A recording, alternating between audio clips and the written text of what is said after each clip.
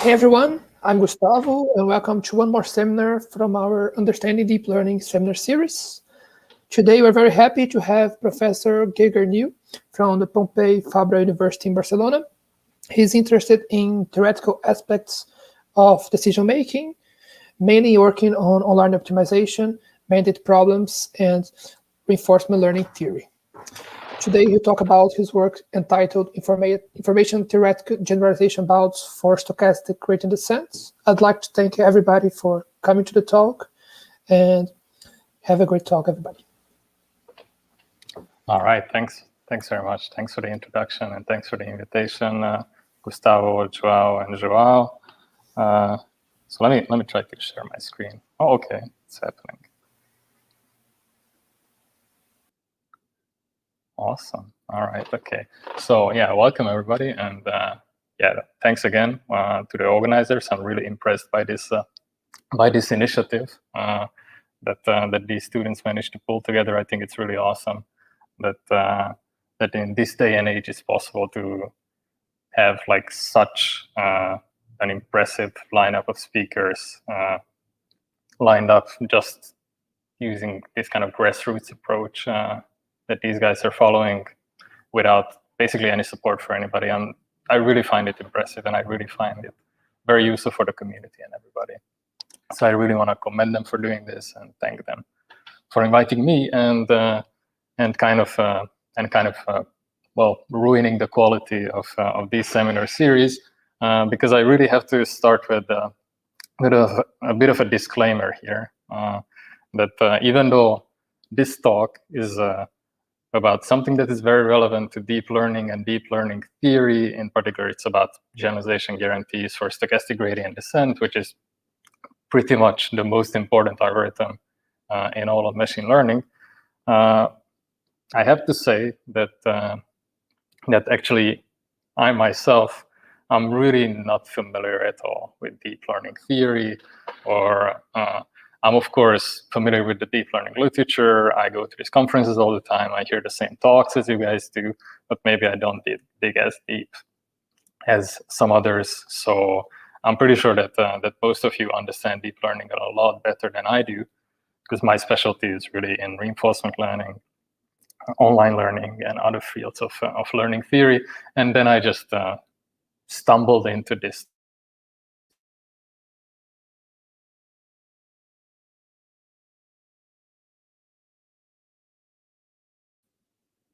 Okay, sorry, my internet is apparently not so great. Okay, so I was just trying to explain that basically the inspiration for this work actually came from listening to a talk by Daniel Roy last year at the last workshop that was happening live last February at ITA and ALT, where he was giving sort of a tutorial or a talk about his work on generalization guarantees for stochastic gradient Langevin dynamics, which was actually partially covered in this seminar series last week by Carolina Giugate. And basically, this work and this talk is going to be very different from what she was presenting last week. She was giving you like a complete overview of what we know about generalization in deep learning and what do we know about generalization of stochastic gradient descent and these practical algorithms. What this one is about is really just one particular contribution, just one particular work that I myself have worked on. And like I said, it's heavily inspired by the work that they have done. So yeah, it's going to be very different, and hopefully I'll get into the technical details as well and get to talk about the proof that features some elements of information theory as well. Okay, so that's it for the disclaimer. Let's get into the technical content. All right, so the setup that I'm going to be talking about is going to be that of standard supervised learning that we all know and love. In this scenario, we are given a data set of IID data points. These data points live in some abstract space Z, which you can think of as essentially instances of this form, X, Y pairs, feature vector and label pairs. For example, feature vectors live in m-dimensional space and labels can be real valued. And then what we are trying to do is trying to find a hypothesis or a prediction rule that allows us to minimize a loss, right? So we're going to be given a data set of n instances, IID drawn from a fixed distribution D. We're going to be given access to a hypothesis class, which in this talk is going to be represented by d-dimensional vectors.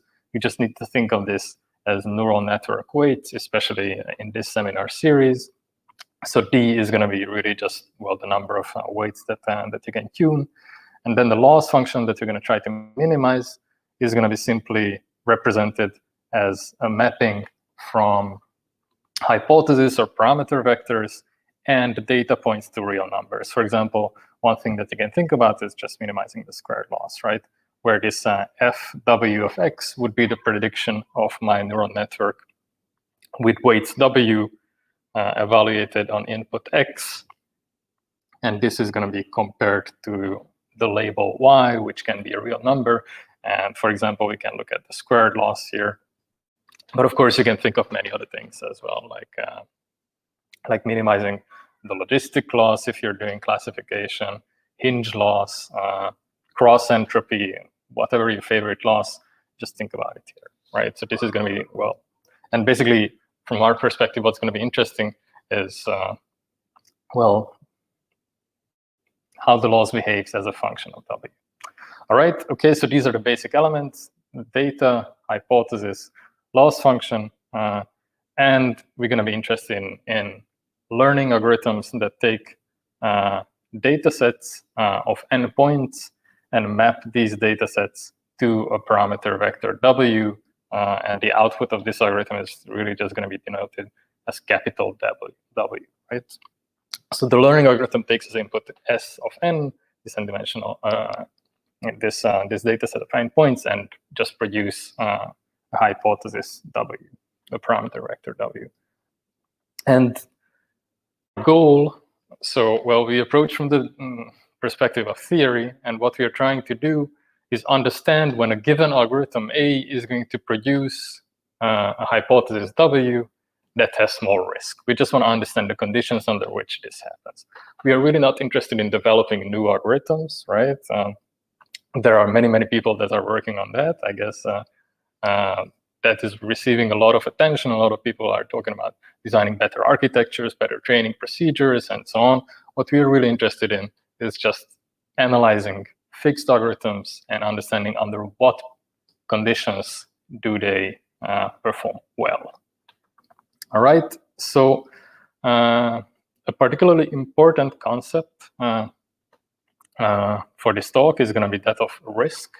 Risk are also known as the test error. So what this is nothing else but the expected loss of a parameter vector W evaluated at a random data point Z, where Z is drawn from the same distribution as the training points were, right? So simply, this is just the expected performance, the expected loss of a fixed hypothesis W. And this is going to be contrasted with the empirical risk, which is nothing else but the average loss of W evaluated on the training set itself, right? So this empirical risk is also known as the training error, right? And then obviously the risk or test error, or sometimes called the population risk of W, this random hypothesis that is produced as a result of running algorithm A on Sn. So the risk of this W can be obviously decomposed into two bits. The first of this is, well, just the empirical risk, and the second one of these is the generalization error, right? So this second thing is going to be the focus of this talk. It's essentially just measuring the gap between the empirical and the true risk, or the training and the test error. And it's important to remember that this first bit is what the algorithms can directly control by optimization, right? So this is the training loss, and this is directly controlled by the algorithm.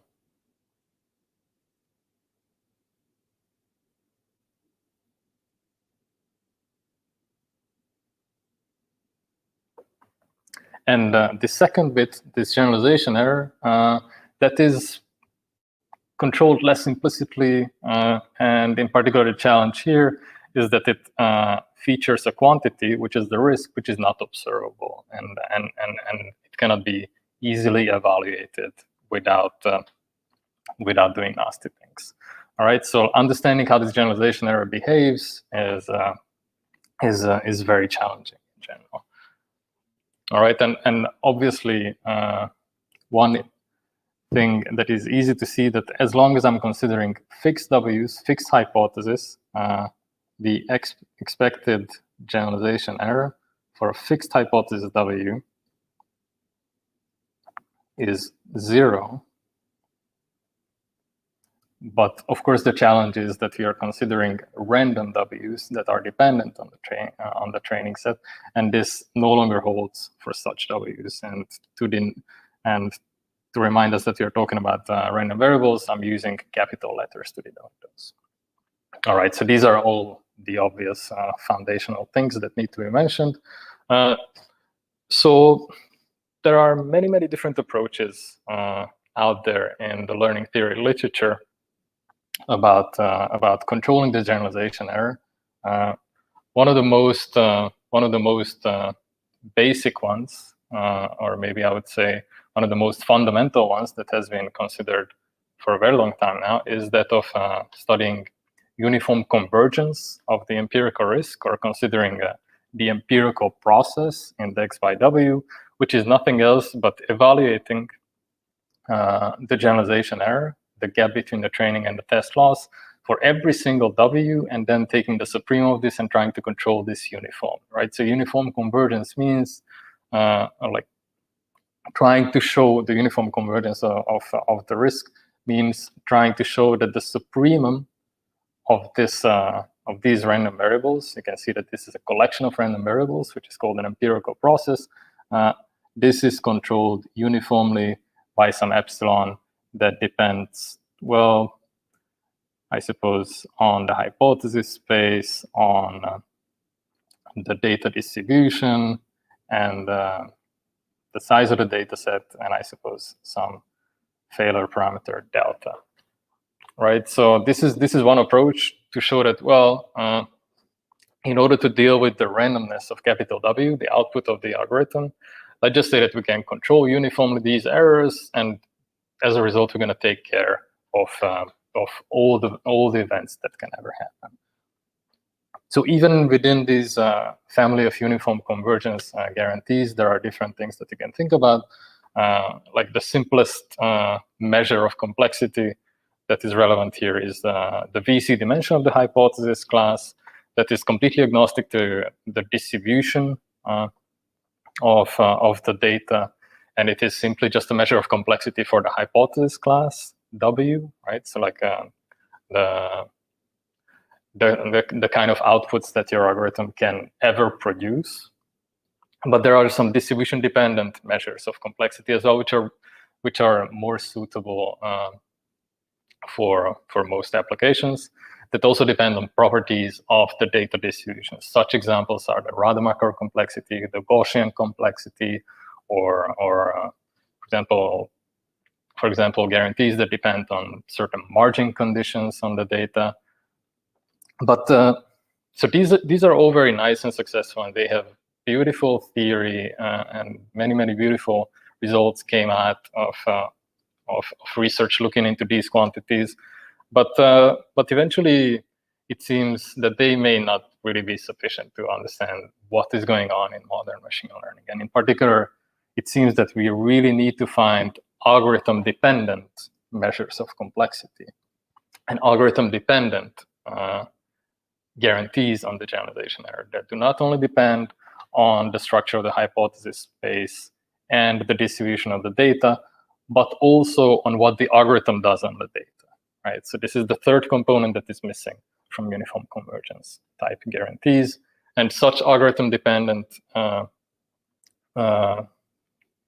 concepts that can be used to characterize generalization include concepts of stability. If I change certain data points in my input, how does the output of the algorithm react to this? If there is large stability, which means that there is little sensitivity to input perturbations, then algorithms are known to generalize well. This line of work has been initiated by Bousquet and Ariseev in 2002. Then there's also guarantees based on PEC base, which also has a long history. Carolina talked about this quite a bit last week. And the one that I'm going to be focusing on this week, or at least the kind of algorithm-dependent generalization error guarantees that I'm going to be using in this talk, are these so-called information-theoretic generalization guarantees, which were, to my knowledge, were first proposed by Russo and Zhu in 2016, and then further generalized and translated to more machine learning-friendly terminology by Shu and Roginski in 2017. And I will say that there are several connections between PEC-based and information-theoretic guarantees, but I really am not going to go into the details. All right, okay, so as I said, we want to have algorithm-dependent generalization guarantees. We want to understand the algorithms that people actually use. So in particular, the algorithm that we want to understand in this talk is stochastic gradient descent, which is really the most fundamental algorithm that one can consider for machine learning. It's an element of pretty much every machine learning solution considered in this decade. All right, so in particular, we're gonna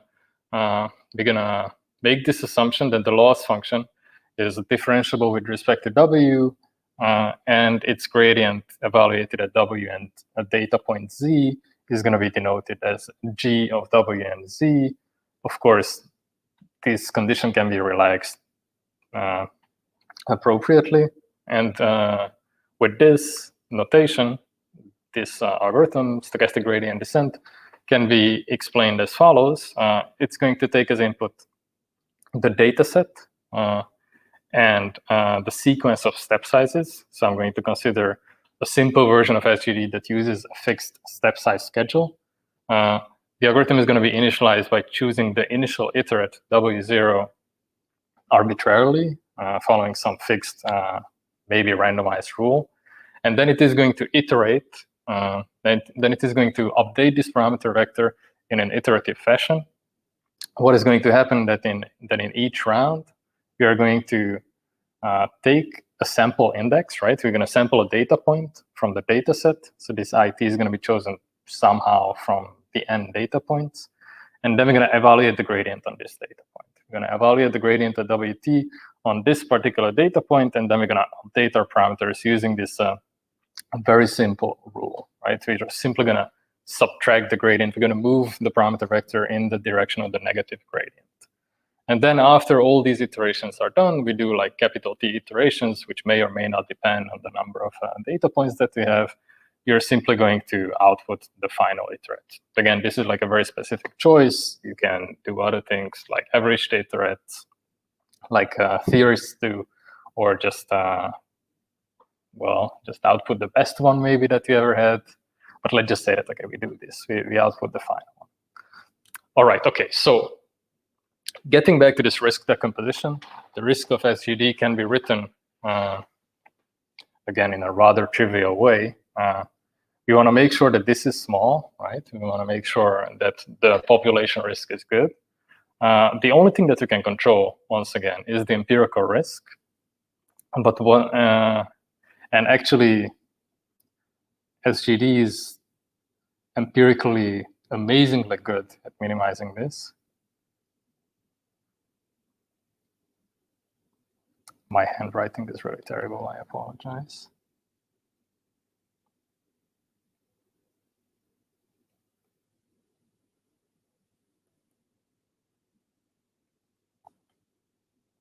So SGD is really fantastic at minimizing this. So we really don't worry about this bit. Let all the practitioners and all the hackers have at it, and make it as small as they can. Apparently, this can get like really close to zero, even for really complex neural net models and for really complicated data sets. This is really extremely impressive. But what we are really so as a result, right? So since we don't worry about this bit, what we're going to be worrying about in this case is this, which is the generalization error. And well, this is where science is a little bit stuck, understanding why this is small, when is this small, and how can we make it even smaller by getting better algorithms. All right, so this is the big question. Why does SGD generalize to the test set?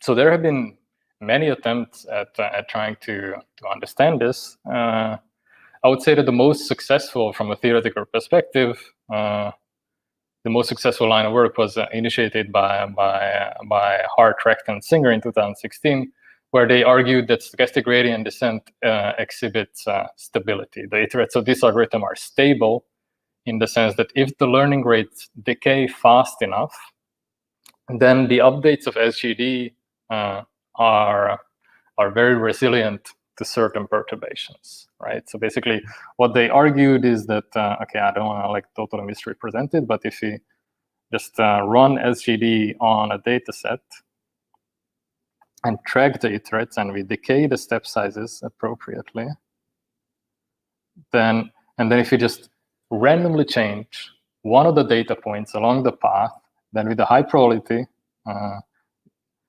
this uniformly randomly chosen data point is going to be appearing so late on the path that the step sizes are already going to be very small, and the output of SGD is going to be very insensitive to this randomly changed data point. So basically, thanks to this iteration, thanks to this perturbation, these two instantiations of SGD are going to be very close to each other, which is a certain notion of stability that they exploited in their analysis. And of course, this stability improves as we make stronger and stronger assumptions about the loss function. So of course, the worst guarantees are observed in the non-convex setting, and the guarantees get better and better and better as the loss gets nicer and nicer. So they go from non-convex to convex, strongly convex, and all the way to strongly convex and smooth. And today, the strongly convex and smooth case is like very well understood. There are quite sharp rates that exist for this setup, and already for strongly convex loss functions, we sort of understand the generalization well enough. But for non-convex losses, basically the guarantees that they get are not too illuminating, I would say. So it's a big challenge to prove meaningful generalization error guarantees for non-convex losses. Right, and of course, Carolina talked about many amazing results from their lab. All right, so this much about theory, and of course, there's another line of work that is, or there's another line of reasoning that comes from more, well, the empirical side of the machine learning community. There are many, well, folklore results that say that, well, wide optima generalize well. So if the loss surface has a certain shape, then learning algorithms like SGD are going to generalize well. So it's essentially saying that if the empirical and the true loss function, right, this is just a simple 1D example, looks such that if the final iterate of SGD falls here, right, after running the algorithm, and if this point is such that that the loss function around it, or the risk function around it, is very flat, right? So if I perturb the data point, or if I perturb the iterate of SGD around this location, the loss function doesn't change too much. Then I say that my optimum is wide, and then if I land at such a point, then my algorithm is going to generalize well.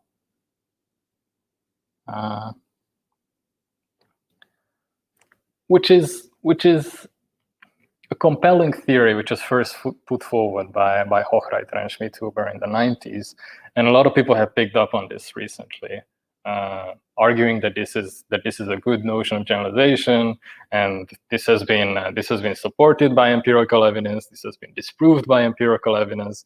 People have been arguing about really both for and against.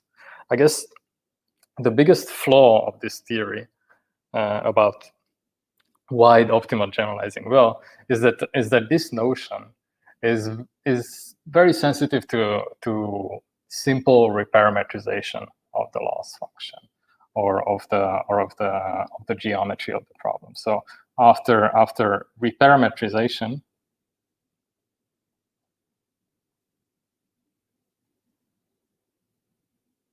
if that is readable at all. So after reparametrizing my loss function, it can immediately look like this, right? I didn't do anything. I just rescaled the axis.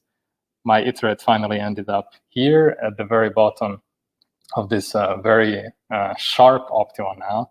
But of course, the generalization properties of the algorithm did not change at all, right? I mean, the generalization that I'm getting is still the same. All that I did was really just rescale the parameter space a little bit. But of course, this should not ever affect the generalization properties of the learning algorithm that you get. So this is something that I'm partially going to address in this talk. Yeah, I'm going to ask for a little patience here, right? And again, I really don't know much about deep learning and deep learning theory. I just see that many people are fighting for and against these theories. I really don't have strong opinions about this. For me, these things can go either way. Hopefully that the results I'm going to explain are going to be illuminating, at least a little bit on this front. All right, okay, so let's get into the meat of the talk, which is about information-theoretic generalization bounds for SGD. All right, so our main tool is going to be the following result by Russo and Zhu and Shu and Roginski that states a very general bound on the generalization error of any learning algorithm. Yeah, so sorry, I forgot to say that this is going to hold as long as the loss function is guaranteed to be the interval 0 and 1. This condition can be relaxed a little bit.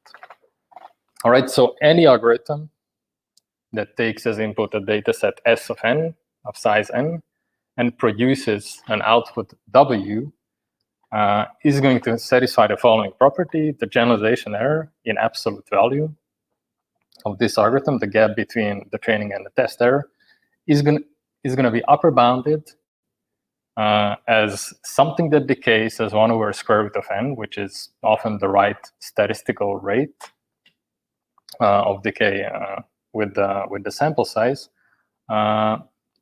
and this rate, like the quality of this rate, is really going to be determined by this quantity up here, this I of W Sn, which is the mutual information between the input and the output of the learning algorithm. The mutual information between the training data that the algorithm sees and the output W of the algorithm. And this is defined as just the KL divergence, or the relative entropy between the joint distribution of these quantities and the product distribution of these quantities.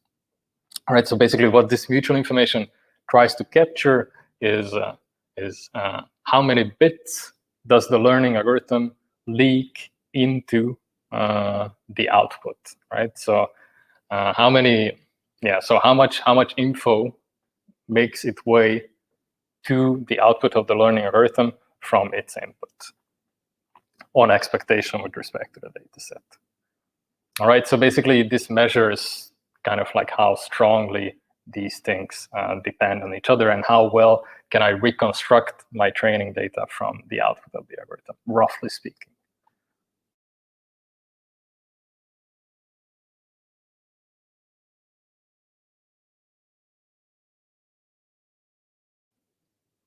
okay, well, Eduroam is not having its best day. I hope that you guys are still following.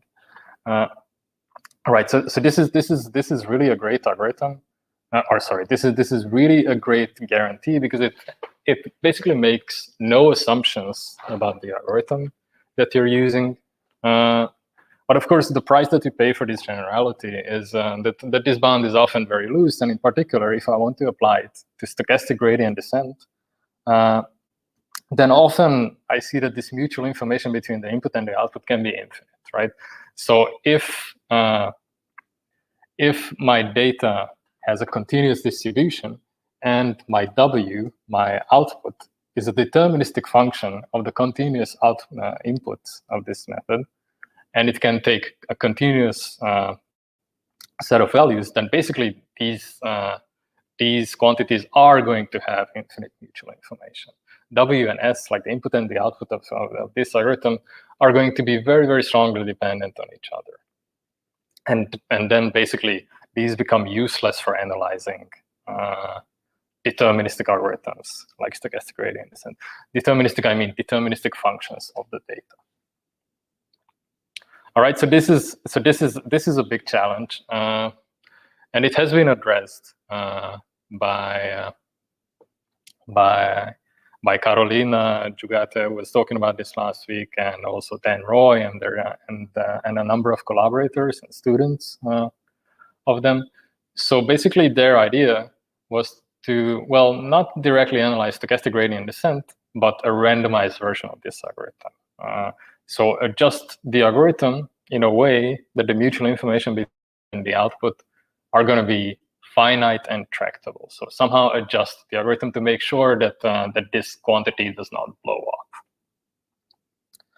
up. So in particular, the algorithm that they analyzed was a randomized version of stochastic gradient descent, which is often called stochastic gradient Langevin dynamics, which is almost exactly like SGD, with the difference that in every iteration, this algorithm is going to perform the SGD update, and it is going to add a small Gaussian noise to this update to make sure that this W is not really a deterministic function of GT, the observed gradient, but somehow, add some extra noise to wash out that information a little bit, to decrease the mutual information between the input and output. So of course, this algorithm has been analyzed in many other contexts. What they were interested in is the generalization properties that can be shown for this algorithm.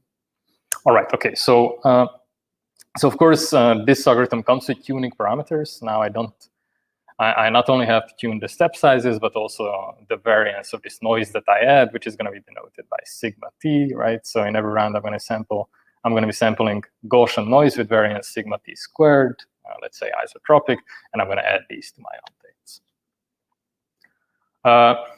So this is fantastic. Actually, this information-theoretic tools for analyzing SGLD were first proposed by Pensia, Jog, and Law in 2018, where they managed to show, essentially, this is like a slight variation of their guarantee. They managed to show that the mutual information between the input and the output of SGLD, and the output being the final iterate, can be bounded as follows. So this is essentially the sum of the squared gradients. I guess I should have put like a norm here to make this more sensible, right? So it can be essentially bounded by the sum of the norms of the gradients, and this, if your objective function is Lipschitz, then all of these can be bounded by the Lipschitz constant L, and also the bound depends on the step sizes and the noise parameters. So, and basically their proof technique is really what got me hooked and got me interested in this topic. It's really based on a beautiful application of information theory, information theoretical tools, like the chain rule of of the KL divergence and the data processing inequality. Very ingenious use of these tools led to these guarantees, which can actually lead to generalization error guarantees that decay as a function. And so for this, for example, if I choose my learning rate parameter as 1/t and my noise variance as 1/√t, and I make a constant number of passes over the data, which means that capital T, the number of iterations, is going to be proportional to the size of the data set, then I can get guarantees that are sublinear in M. And that shows that this algorithm actually does generalize to unseen data. So this is really nice. It really enabled establishing reasonable performance guarantees for this algorithm. But of course, the big problem is that this is not the algorithm that people actually use, right? I mean, nobody really uses SGLD in practice for optimization. You don't want to add those noise parameters during training because, first of all, it may ruin empirical risk, and tuning them in a way that you balance the empirical risk and the generalization guarantee that is shown here, it can be very, very complicated. This trade-off is somehow very challenging to address. So yeah, these are nice results, and there were subsequent improvements by Danny and Roy, Carolina, and so on. But eventually, the big challenge remained open: how to do this for SGD. And this work comes into the picture that I'm presenting today. So the idea behind this work, the new one, is introducing an object between stochastic gradient descent and the information-theoretic generalization bound that can be analyzed, right? So we're going to introduce a surrogate, a version of the SGD iterations that closely tracks the SGD iterations, but has bounded mutual information, bounded and tractable mutual information. So we're going to, in particular, analyze this. We're going to take our SGD iterate, WT, and we are going to add some Gaussian noise really just to the final iterate, right? Which of course sounds like a very natural idea. Many people did this before for similar analysis. But yeah, there are some quite interesting novelties in the analysis that I'm presenting. All right, so this is the idea. We're going to take the SGD iterates, we're going to add some noise to them, and then we're going to try to apply this information-theoretic generalization theory to control this quantity, the mutual information here. All right, so in particular, we can decompose the generalization of SGD into 2 bits, right? I can just add and subtract the right quantities. I want to make this thing appear, right, which is the generalization error of this surrogate that I'm going to analyze. And then I'm going to have a term that is going to account for the difference between these 2 things. So overall, I'm going to use the information-theoretic toolbox to bound this quantity. And I'm going to hope that this is small under the appropriate conditions. All right, so and this is where the main contribution of this work is. That shows that the mutual information between the input and the SGD surrogate, this perturbed final iterate of SGD, can be bounded by a term that looks fairly similar to the previous results regarding SGLD, but have some interesting adjustments, right? So again, we are going to see this eta squared and sigma squared ratio pop up, right? The ratio, okay, sorry, yeah, I'm explaining this wrong. Okay, so let me state the theorem first. So the theorem says, let me fix any sequence sigma 1 through sigma t. These are going to be playing the roles of noise variances. Remember that we are not adding noise during the run of the algorithm. We are merely adding noise during the analysis, so to say. So let me just fix this sequence sigma 1 through t, and let me define the sum of these variances as sigma 1 through t squared. And now with these definitions, the generalization error, or sorry, the mutual information satisfies this bound. It again features the ratio of the step size and these virtual noise parameters, sigma squared. And it is going to also feature two interesting terms that appeared now. One of these, this V of WT, is relatively easy to explain. So this is essentially just the variance of the gradients, right? So like what happens if I change the data point Z to an independently sampled Z prime data point, right? And then, what does this do to the gradient? How much does the gradient change if I do this on expectation? So this is the gradient variance, which is going to show up in the bound. And another thing which is possibly more interesting and more peculiar is this other quantity gamma, which is what I call the local gradient sensitivity. So what this is measuring is essentially just looking at the gradient, evaluating it at W, right? Notice that this is a function of W, of the parameter vector W. And I'm going to slightly perturb it. I'm going to perturb this W by some zeta, which is sampled from a normal distribution with variance sigma squared, right? So I'm going to take my W, I'm going to perturb it a little bit, and then I'm going to see how this impacts the gradient, right? So how this changes the gradient, how perturbation resilient this gradient is.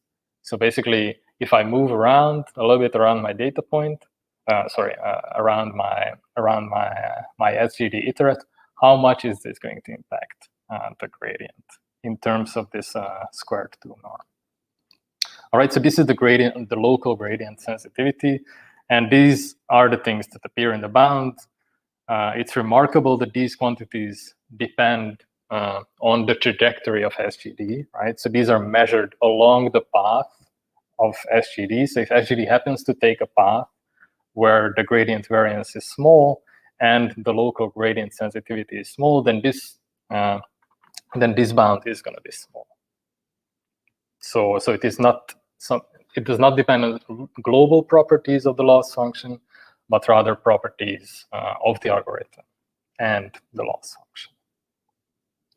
All right, so putting this together with the previous decomposition, here's the main theorem, here's the main result. It again says that, okay, let me just fix any sequence sigma 1 through t and define their cumulative sum. Then the generalization error of SGD features this first term under the square root divided by n, right? And this extra term that I introduced to account for the fact that I've perturbed the final iterate. So this term, it involves these quantities delta, where delta is what I call the local value sensitivity. What this is essentially measuring is how sensitive is the risk and the empirical risk to small perturbations of the parameter vector W, right? So if so it's basically just evaluates the risk of a data set S and the predictor W so it compares this with the perturbed version of the same thing, and then it simply takes an expectation over the perturbation.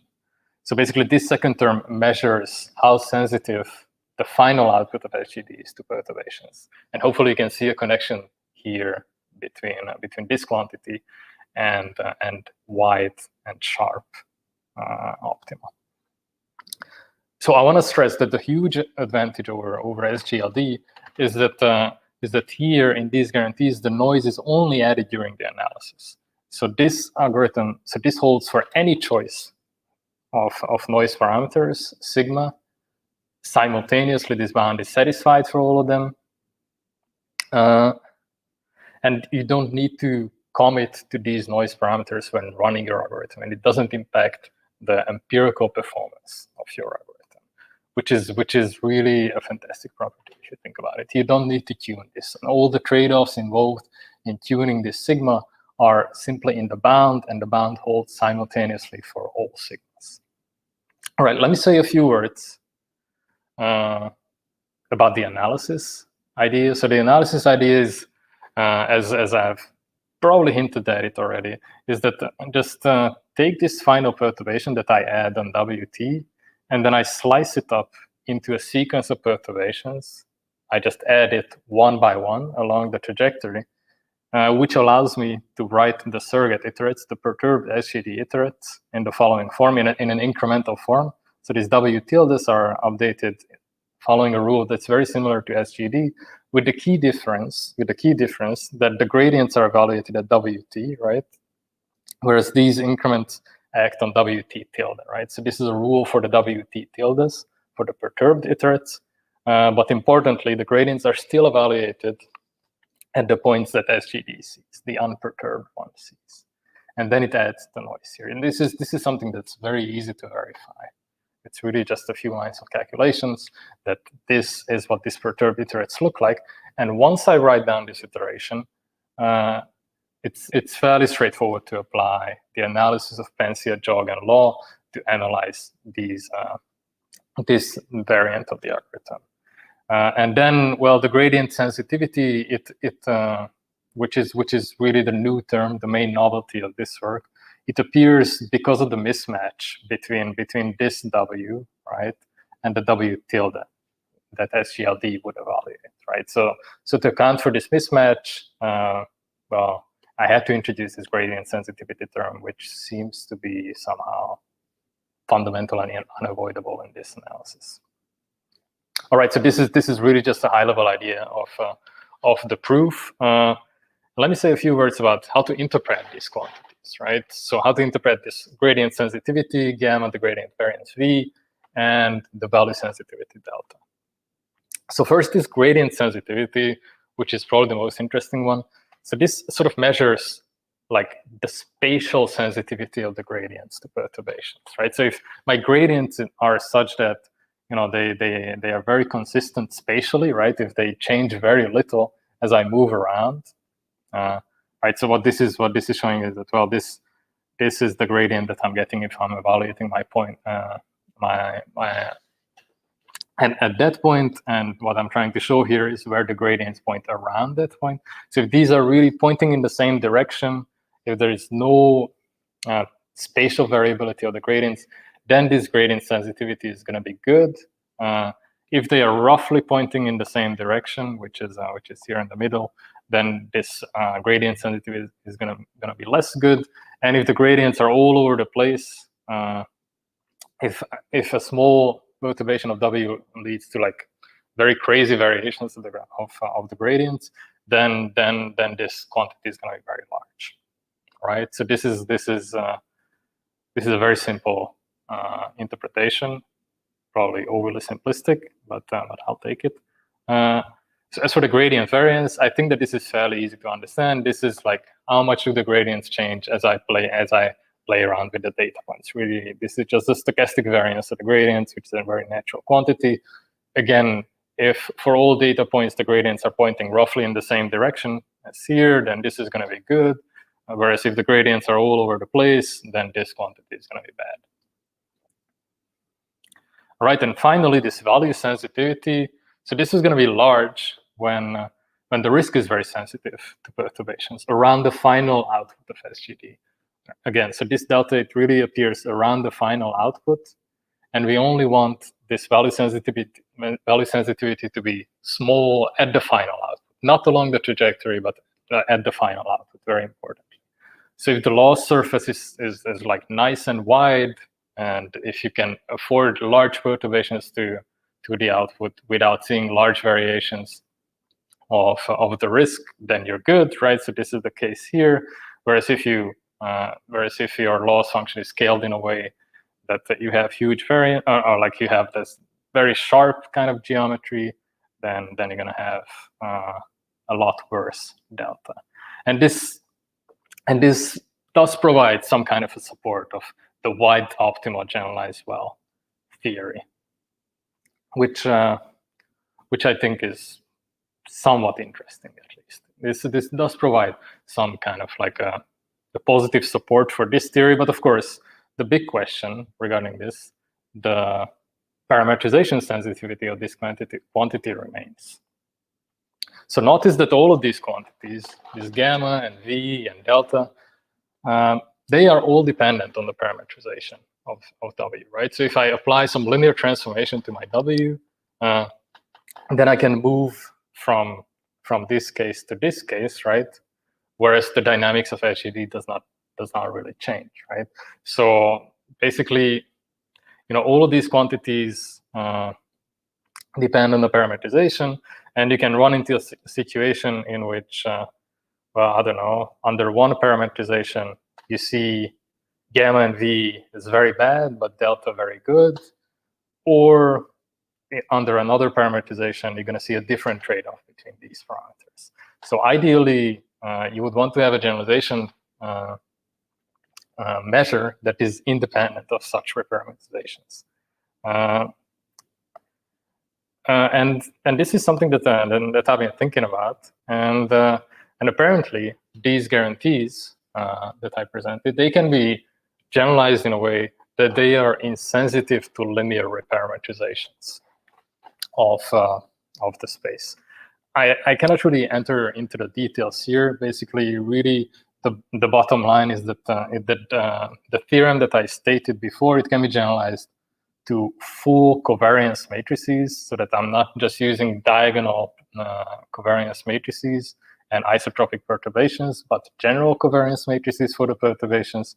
And this allows me to come up with generalization guarantees that are somewhat invariant to these parameterizations. For example, they measure sensitivity in terms of the geometry induced by this sigma, and they can measure the variance in these norms, and they can measure the gradient sensitivity in the norms induced by the sigma.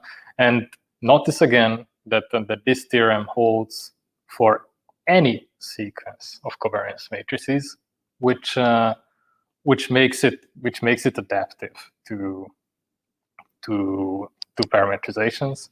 And essentially, this theorem shows that SGD and iterative algorithms for this form are actually adaptive to generalizations, and this algorithm generalizes well if there exists a parametrization where these quantities are traded off optimally. And this is something that I put here on this slide in a very colorful way. So this holds simultaneously for all parametrizations, and SGD generalizes well if there exists a geometry where all three of these metrics are small. So you don't need to know what this geometry is. You don't need to guess what sigma is, or what the sequence of sigmas is. It's just going to work, or well, hopefully. All right. Okay. So let me conclude here. So well, of course, yeah, these results are nice because they do give some new insights into the generalization of this amazing algorithm. It implies that gamma, V, and delta, so if these are small, then we are going to generalize well. Okay, so that's great. But of course, yeah, there are several questions. So these are not, they're intuitively somewhat interpretable, but there are several problems with these measures and these results. For example, I have no idea how to measure these quantities. I guess it's possible to sort of estimate them, but they are just as difficult to estimate as the generalization error itself, which is a little bit discouraging from making this actionable somehow. And of course, the big question is, well, how the hell do we know that SGD guarantees that these things are small, right? So it only says that, well, if gamma, V, and delta are small, then it's going to generalize well. But we don't actually know if SGD keeps these quantities small, which is, again, just adding to the mystery. And this just leads to the next question. I mean, how do I really distill this into an algorithmic insight? How do I adjust this algorithm in a way that generalizes better? How do I make sure that these quantities are small? And of course, as always, at the end of a theory talk, you have to mention lower bounds and the necessity of these things. Are these quantities actually necessary for SGD to generalize well? I find this very, very unlikely. I'm pretty sure that there are other generalization theories that are more suitable for analyzing this algorithm. But hopefully this is still leading to some insight. And I personally think that really what's interesting about this particular paper is the information-theoretic proof techniques, which I actually have in the appendix, and I can talk about them if you have any time left. All right, yeah. So as for the analysis itself, it does have its limitations. It does use fixed step sizes and perturbation schedules. No adaptive step sizes. No AdaGrad. No Adam.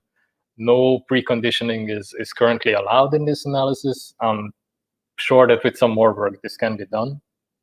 A big problem is that all the bounds actually go through the mutual information between the entire SGD trajectory and the data set, and not just the final iterate of SGD and the data, which feels a little bit wasteful. And also the bounds are quite loose if you instantiate them in specific cases that are well understood. And of course, there are many questions. But I really hope that the techniques in this paper will turn out to be useful, and that hopefully the insight that we gleaned from it is just the first step in understanding this method. All right, okay, so that's all I had for the main part of the talk. Thanks very much for your attention, and I'm happy to answer any questions. Oh yeah, I haven't been keeping track of the questions. Okay, thank you very much for the talk. We do have some questions that some of them arrived during the talk. The first one here is from João, the other organized that couldn't make it here. Hey, João. Any idea how momentum, Pollack averaging, Adam or SAM would affect these bounds? All right, okay, so as I just said at the end, like Adam is not really allowed, like adaptive step sizes, they don't really work in this analysis. Momentum, yes, that actually can be included in this analysis. Basically, you just need to measure these quantities, this gamma, V, and delta. I guess mostly like gamma and V, for the updates that are generated by this algorithm, which are no longer just G, but like an accumulation of the gradient. So how big is the variance of these, or how large the spatial sensitivity is with respect to these like momentum updates.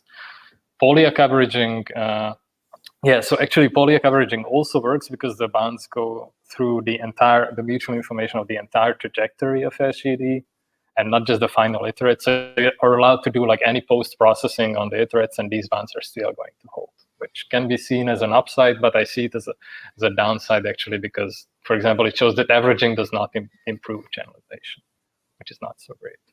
As for SAM, I heard about it, but I really don't know what that is, so I don't want to say anything.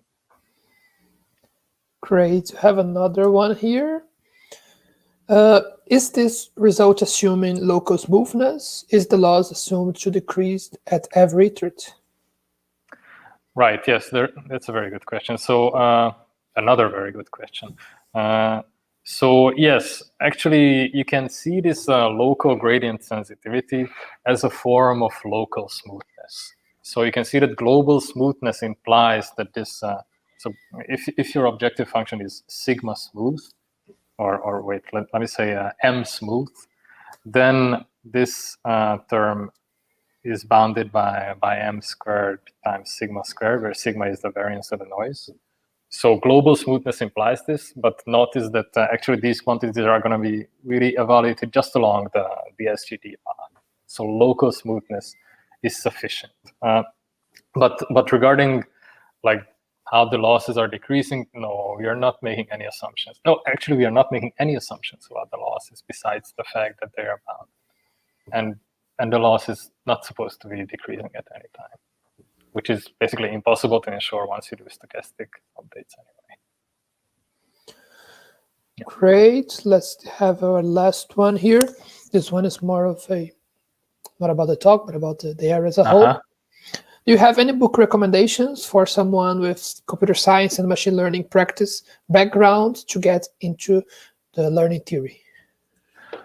Yeah, so there are many good introductory textbooks for getting up to speed with learning theory. I would say that this book by Shai Shalaf Schwartz and Shai Ben David, it's called Understanding Machine Learning.